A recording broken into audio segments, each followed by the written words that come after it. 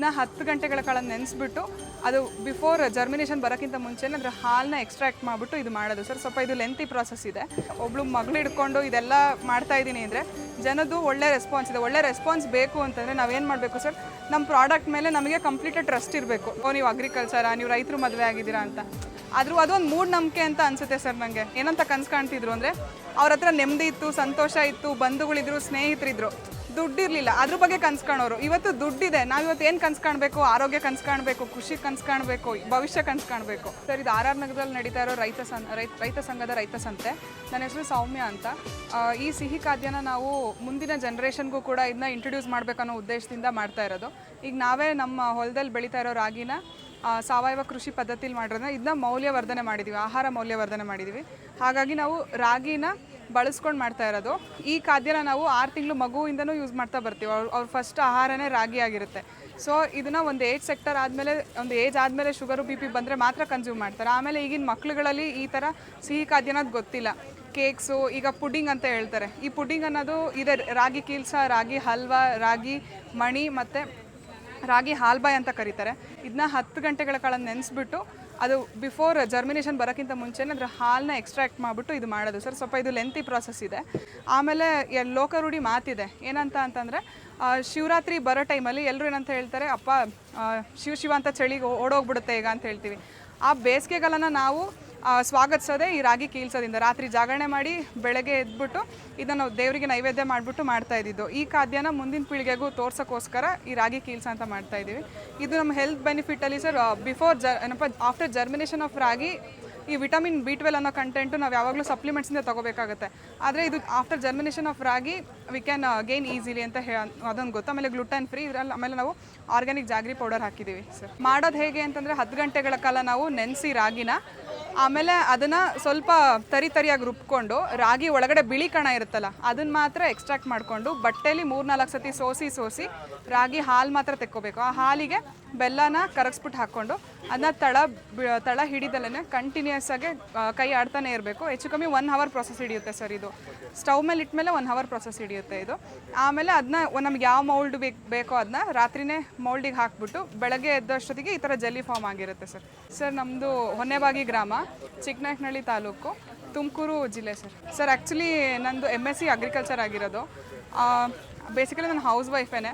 So ಹಂಗಾಗಿ ಏನಾದ್ರು startup ಮಾಡಬೇಕು ಅಂತ ಇತ್ತು. ಯಾಕಂದರೆ ಅಗ್ರಿಕಲ್ಚರ್ ಫೀಲ್ಡ್ ಇರೋದ್ರಿಂದ ನಾವು ಅಗ್ರಿಕಲ್ಚರಲ್ಲಿ ಏನಾದರೂ ಅಂದರೆ ಫ್ಯೂಚರ್ ಇನ್ ಅಗ್ರಿಕಲ್ಚರ್ ಅಂತಲೇ ಹೇಳ್ತಾ ಇರೋದು. ಈಗ ನಾವೇನೇ ಯಾವುದೇ IT ಕಾರ್ಪೊರೇಟರ್ ಫೀಲ್ಡಲ್ಲಿ ಇರ್ಬೋದು, ಏನೇ ಇರ್ಬೋದು. ಈಗ ಸಡನ್ನಾಗಿ ಮೊನ್ನೆ ರೀಸೆಂಟಾಗಿ ಒರಾಕಲಲ್ಲಿ ಒಂದು ಮೆಸೇಜ್ ಇಲ್ಲ, ಜಸ್ಟ್ ಬರೀ ಅಲಾರಾಮ್ ಅಷ್ಟು ಕೊಟ್ಟು ಇದು ಮಾಡಿದ್ರು. ಒಂದ್ರ ಮೇಲೆ ನಾವು ಡಿಪೆಂಡ್ ಆಗಿರೋಕ್ಕಾಗಲ್ಲ. ಸೊ ಹಂಗಾಗಿ ಅಗ್ರಿಕಲ್ಚರ್ ಜೊತೆಗೇ ಈ ಥರ ಒಂದು ಹೊರಗಡೆ ಜನರಿಗೆ ಡೈರೆಕ್ಟ್ ಎಕ್ಸ್ಪೋಜರಲ್ಲಿ ನಮ್ಮ ರೈತರಿಗೆ ಸಾವಯವ ಕೃಷಿನ ಮಾಡ್ಕೊಂಡು ಬರ್ತಾಯಿದ್ದೀವಿ ಅಂತ ಹೇಳ್ತಾ ಇದ್ದೀವಿ. ಬಟ್ ಅದೇ ನಾವು ಸಾವಯವ ಕೃಷಿನ ಹೆಂಗೆ ಮಾಡ್ತೀವಿ, ಯುವ ಜನರುಗಳು ಕೂಡ ಅದನ್ನ ಅಳವಡಿಸ್ಕೊಳ್ಳಿ ಅಂತ ನನ್ನ ಉದ್ದೇಶ ಅನಿಸುತ್ತೆ ಸರ್.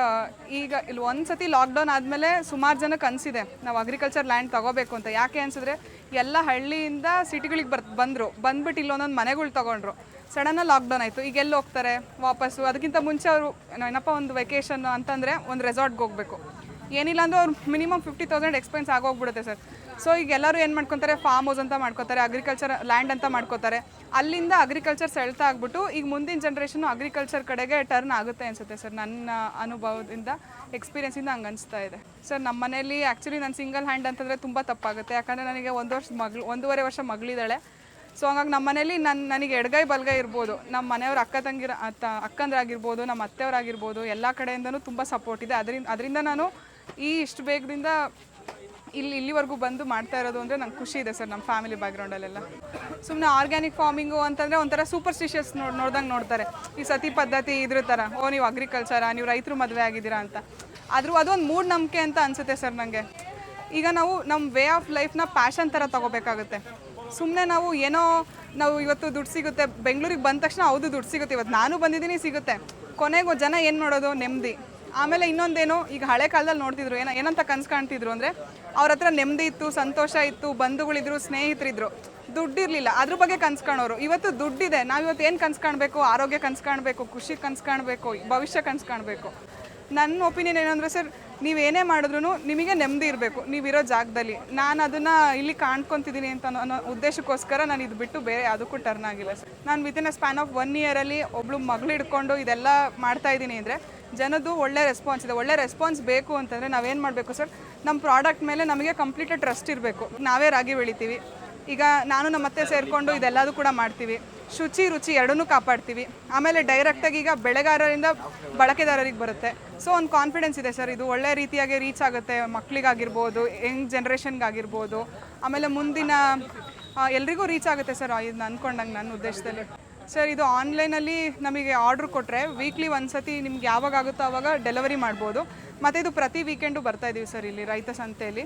ಇನ್ಮೇಲಿಂದ ಸ್ಟಾರ್ಟ್ ಮಾಡ್ಕೋದು. RR ನಗರದಲ್ಲಿದೆ, ಮನೀಶ್ ಕಾರ್ನರ್ ಕಾಂಪ್ಲೆಕ್ಸ್ ಆಪೋಸಿಟ್ ಇದೆ. ಇದು ಸ್ಪರ್ಶ್ ಹಾಸ್ಪಿಟ್ಲ್ ನಿಯರ್ ಇದೆ ಸರ್.